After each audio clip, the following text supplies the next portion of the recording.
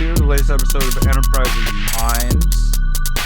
Today's going to be a little bit interesting because for whatever reason I am massively delayed, at least while we're recording. So we'll see how post-production is on this episode. So, per usual, and because of my tech problems, we'll go straight over to Alex to talk about his recent failings and what he's learned from those.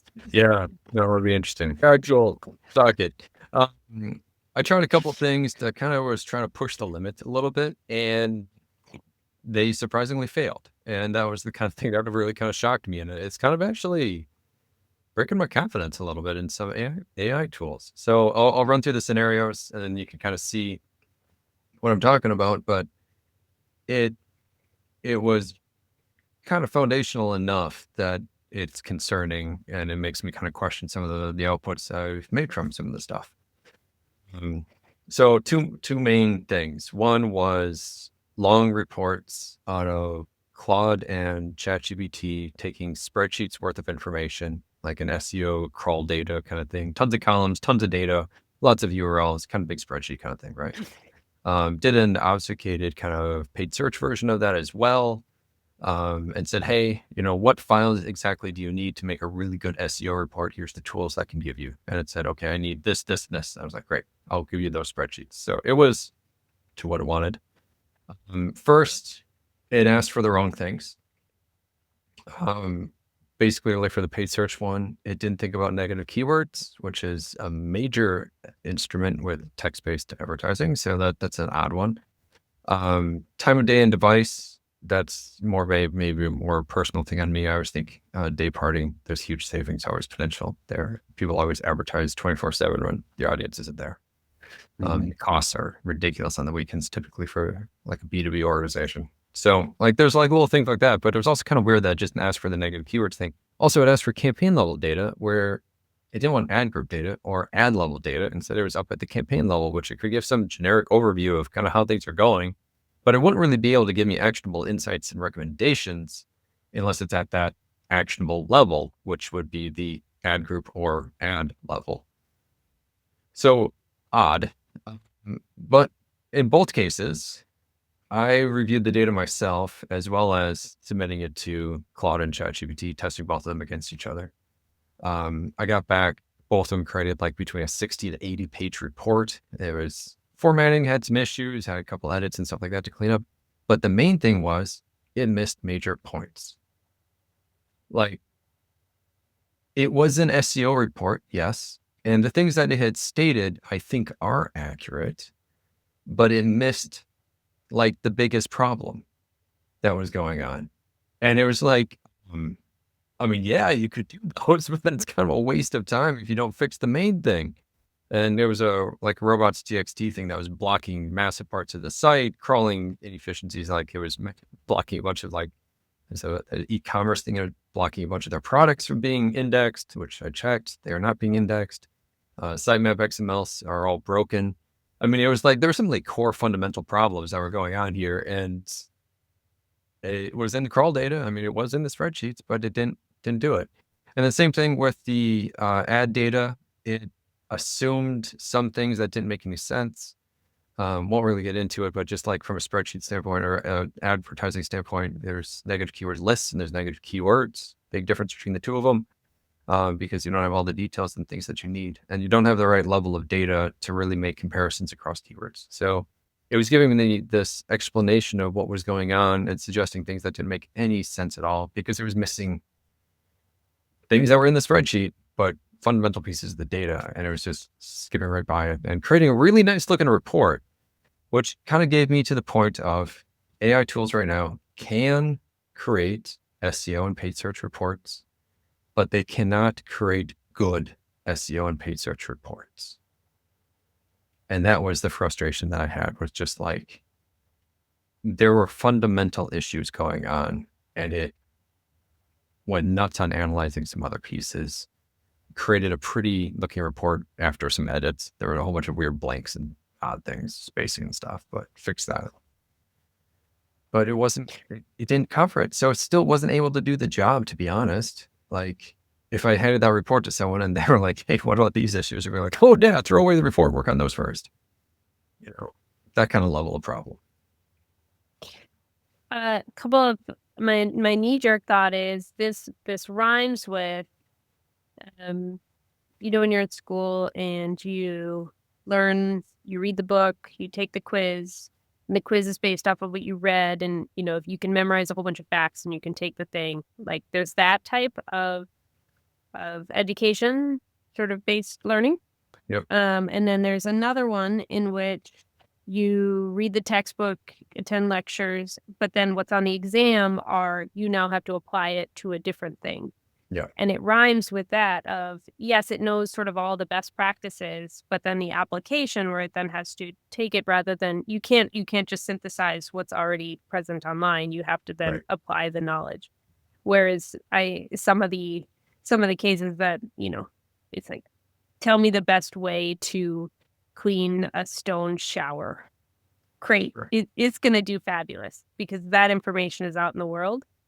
That said, I have had the situation where I'm reading through it. I'm like, oh, you contradicted yourself, or are you sure about this? And immediately backtracks and goes, oh, you're right. So that's it.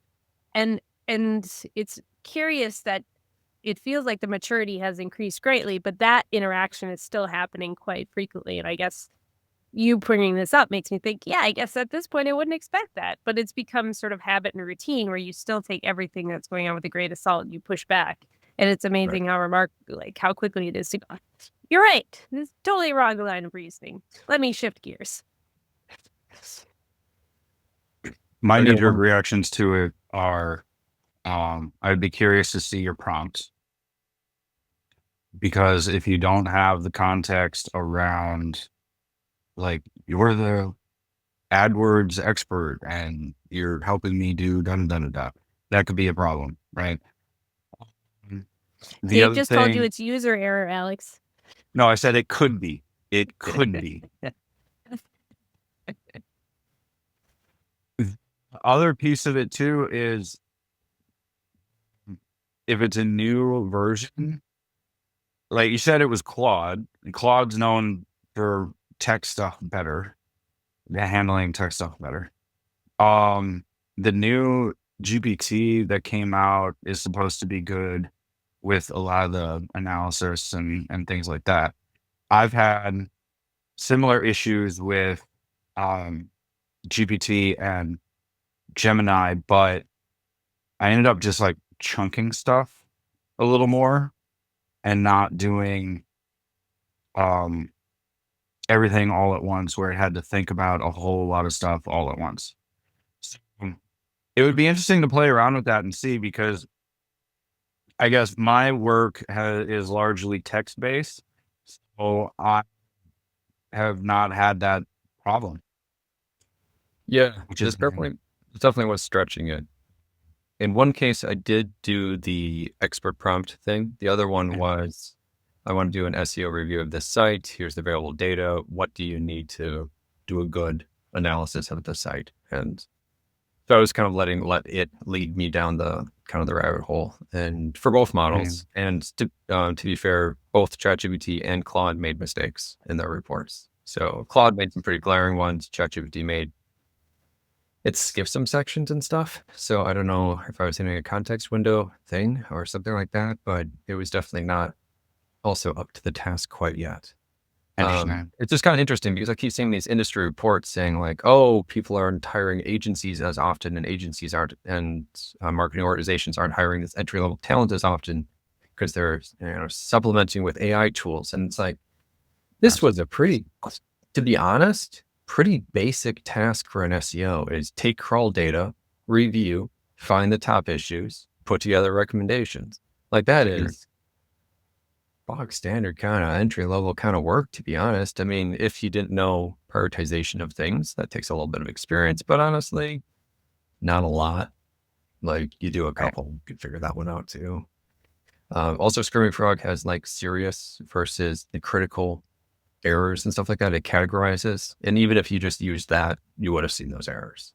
So it's like some of the stuff. Come on now. Like that kind of stuff, but it is stretching things and it is kind of pushing things. So I could definitely understand where there's some limits too, or a slight advance in models will finally allow it to kind of be able to handle it. I did have a second example, and this one was actually a little bit almost more frustrating in a way. This was the more confidence shaking one. I had an idea for a fiction book and humorous novel kind of thing.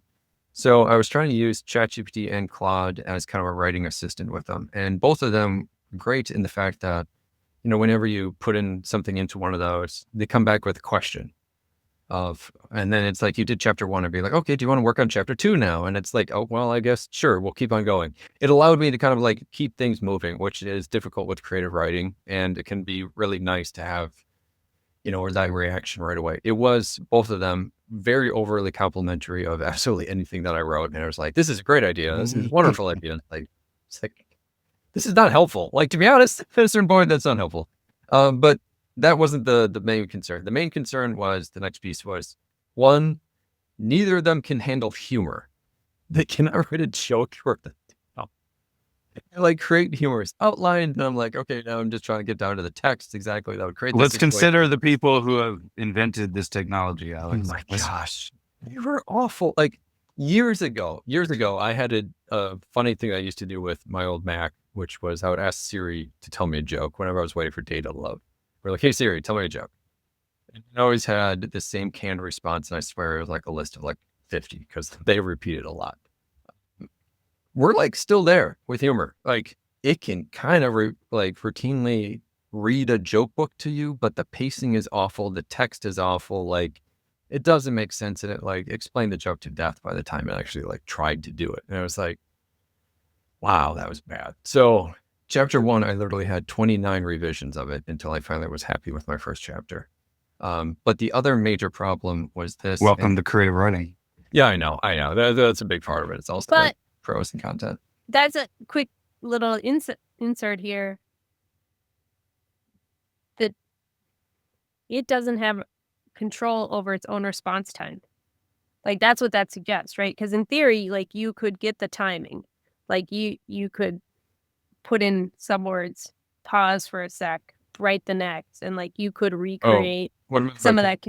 But by like storyline pacing and like the pacing of the text itself. So it was like overly explaining certain elements before it would get to the punchline. So like it was breaking apart the humorous situation and putting in like random sentences that were not quite fitting to the way I write, stuff like that. And it was like, there was a funny situation and it just killed it. Like it just absolutely like beat it to death. Like it was. And the other one, this was the other key point that I just wanted to like quick throw in. And this was the one that was actually the most disturbing. All of these was both of them were bad at logic. And what I mean by that was the protagonist has a trash and recycling bin. They're taking it to the end of the driveway. They run into a reporter and then they bring it back to the garage. Skipping a bunch of lines of dialogue. That's the actions. Neither of them could remember that there was 2 bins. Every time it would end like the chapter be like, oh, the recycling bin was forgotten. I was like, or he had one hand free to open the door, but the other one had the bin. I was like, well, no, there's 2 bins, 2 hands. Like it never could pick that up. Or there's a point where the cameraman or the reporter can't turn on his camera fast enough to get the line that's going to be recorded. So it's a plot point. Neither Claude nor ChatGPT would let go of the light being on the camera already being on, even though the camera's not on yet. And that was like the signal for it to be on, which comes up in the next part, the next scene of the story. And it just wouldn't let go of it. And it was like, it kept like trying to like write random ways to like still do it. And the result, to be honest with both of them, is they were wonderful writing partners to kind of prompt me to kind of continue. But they did not write a single word of my chapter. I wrote all of it myself because I couldn't use it at all. I did. Well, but that's better for copyright because you need to write it if you want to copyright anything. I know. Like in the end, I didn't really want either of those tools to actually write my book either. Like I want it to be my own. I was just curious more of like, if I can play with this thing, like, can it help me with the writing process? And it turns out it can.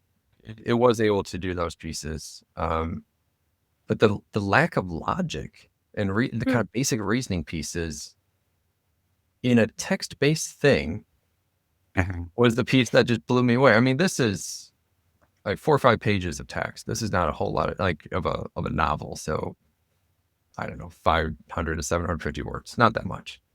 And it Right. couldn't keep some pieces together throughout. I have a similar example that actually was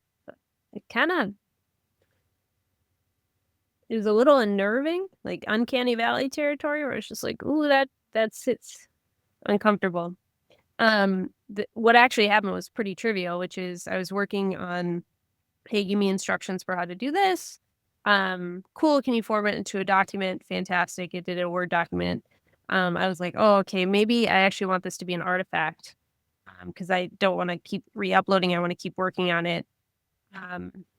And Claude turned it into some sort of like HTML based widget in line.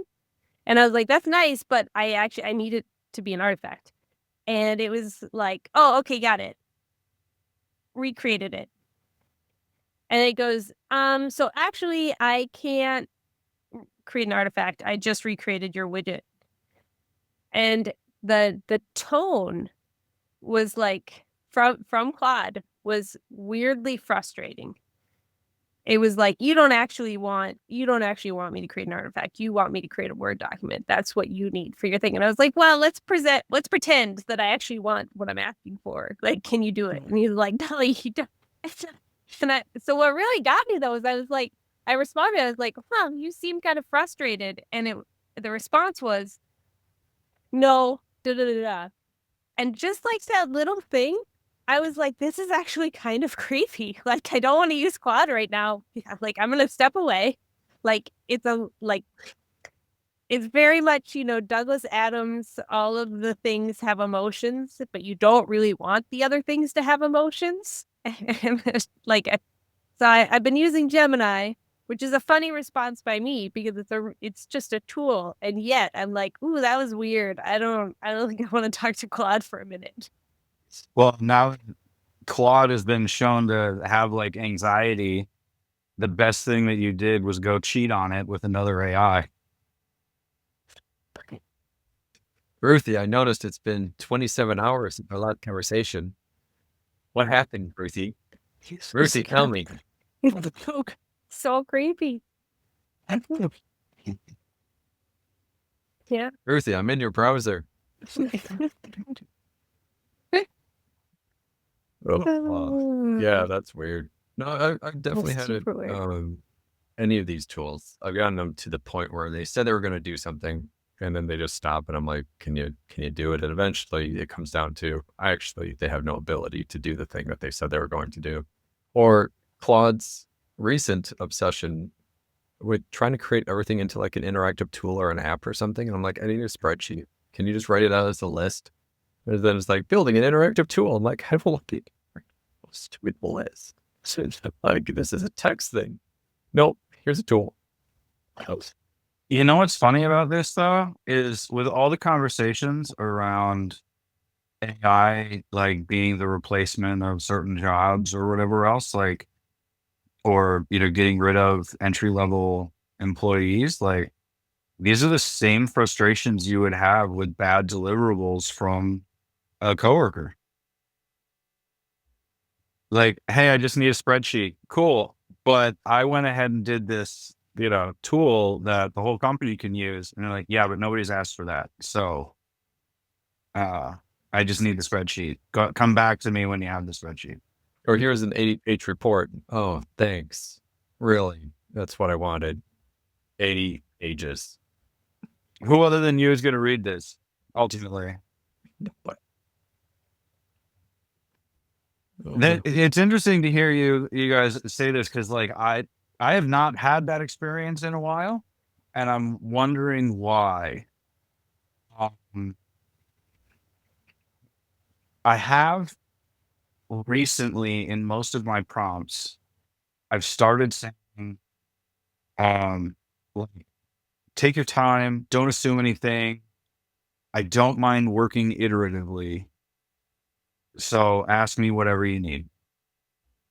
And I think that actually prevents a number of these things, if I had to guess, because then it does what it can and then goes, I'm unclear about da da da da da da da. So then you can then work through that and say, okay, I think we're ready, execute the Word doc or whatever else.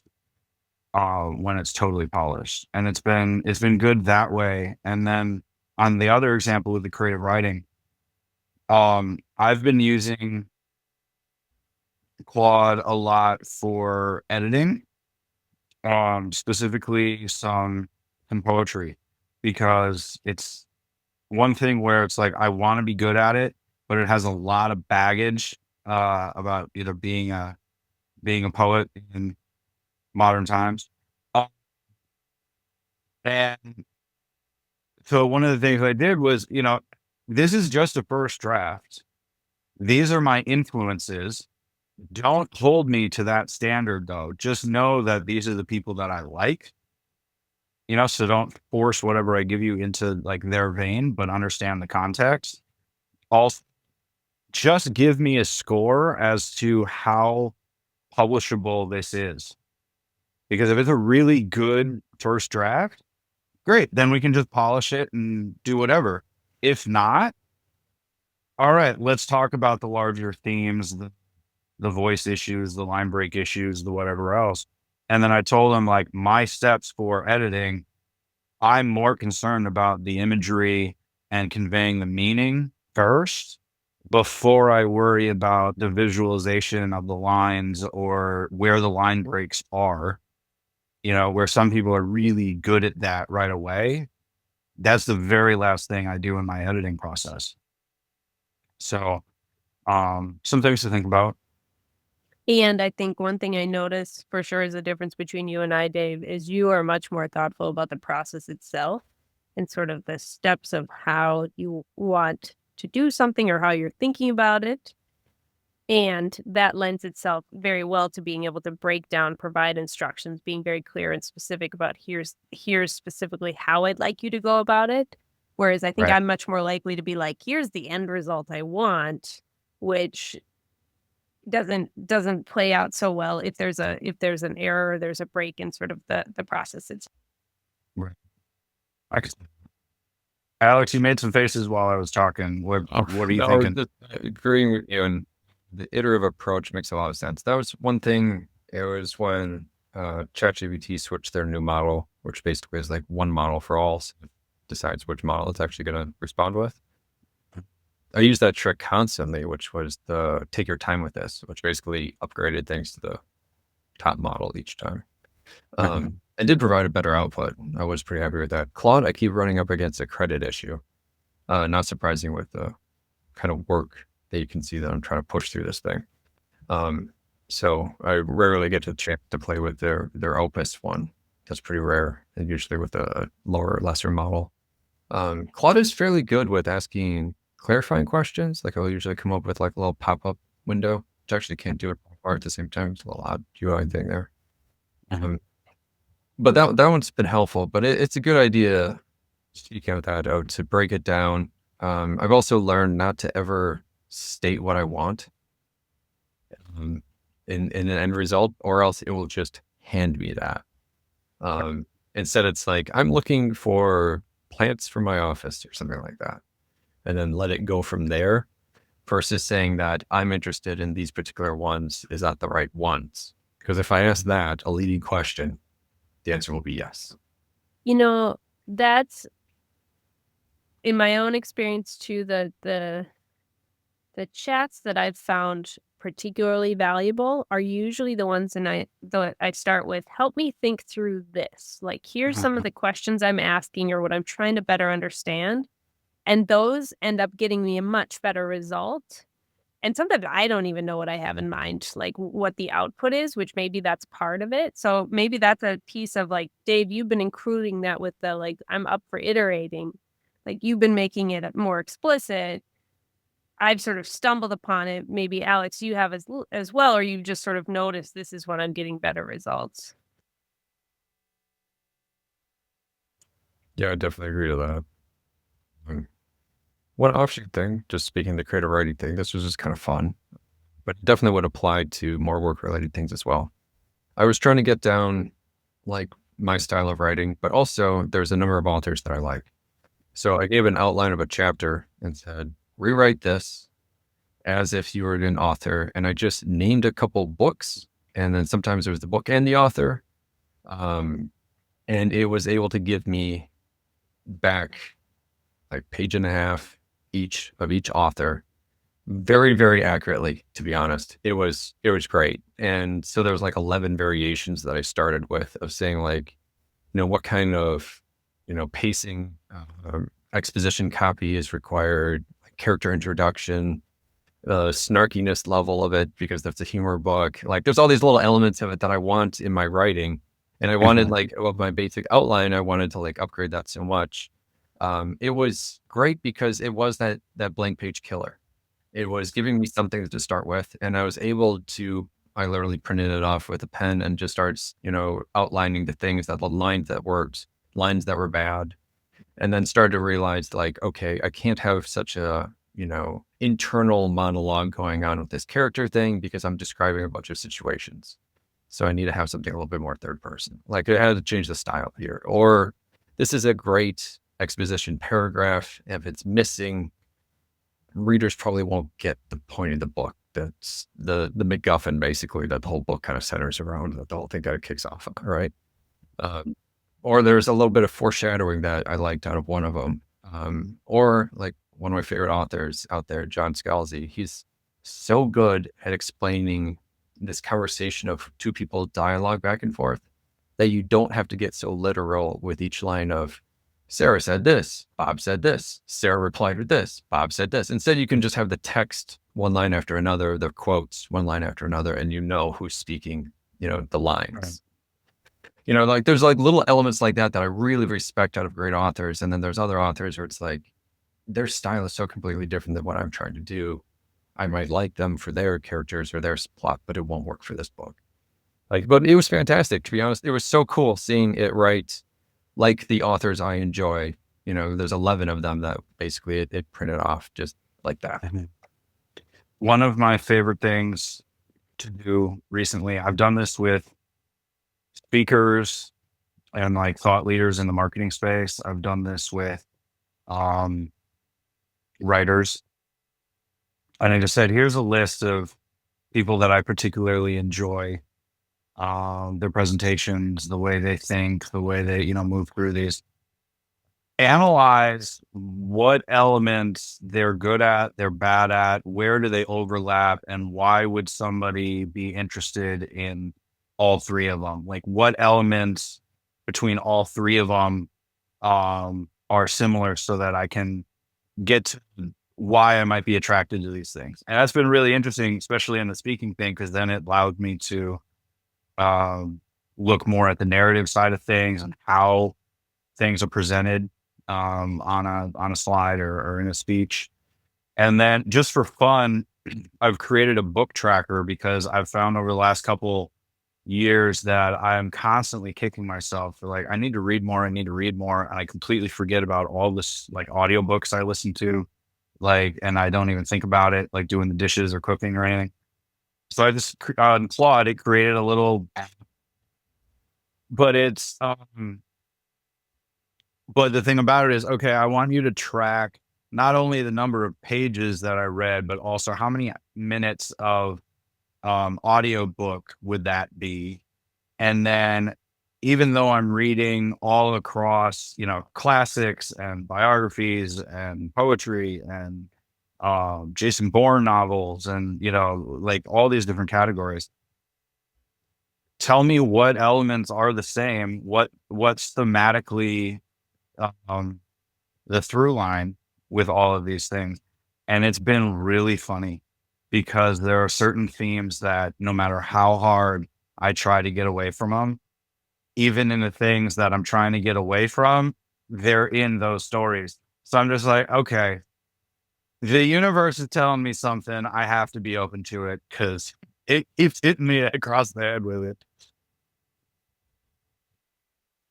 That's a really good idea of the commonality and kind of like the introspective, like personality tests that would present.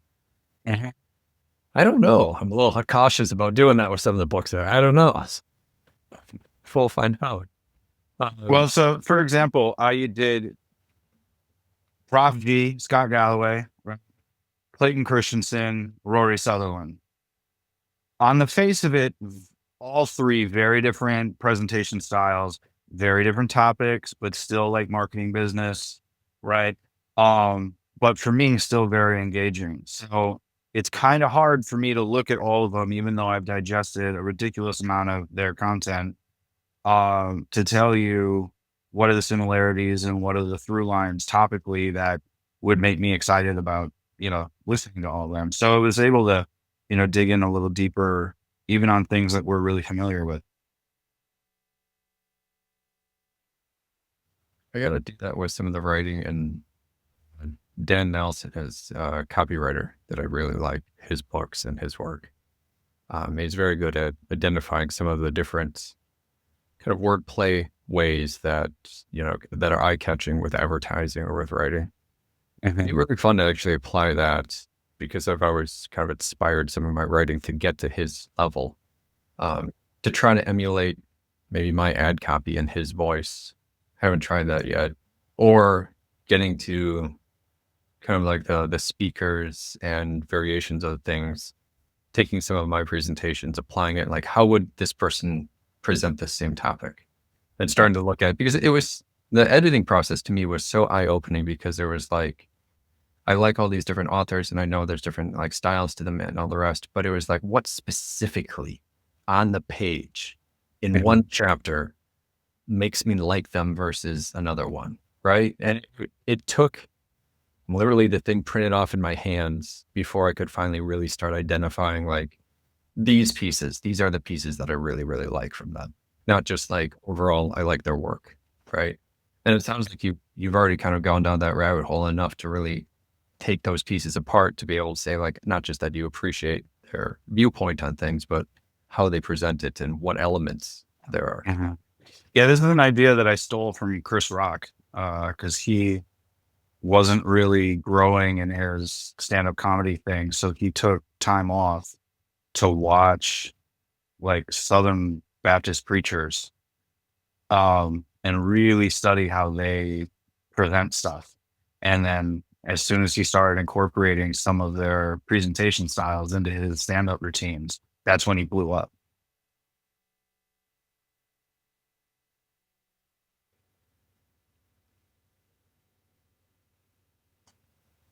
Go ahead, Ruthi. That's awesome. I mean, I was thinking that was just a cool note to end on. Like, yeah. What's our equivalent of Chris Rock? That seems great. Yeah. Well, yeah, thanks everybody for listening to this episode. Always good to have you with us. Go like, subscribe, share. The podcast is continuing to grow, which is amazing, and thank you for that. Go subscribe to Pathways, LinkedIn, Substack, and the new Enterprising Minds website. Thank you to everybody who's already visited that. Until then, we will see you in the next episode 2 weeks from now. Take care. Bye. Enjoy. Cheers.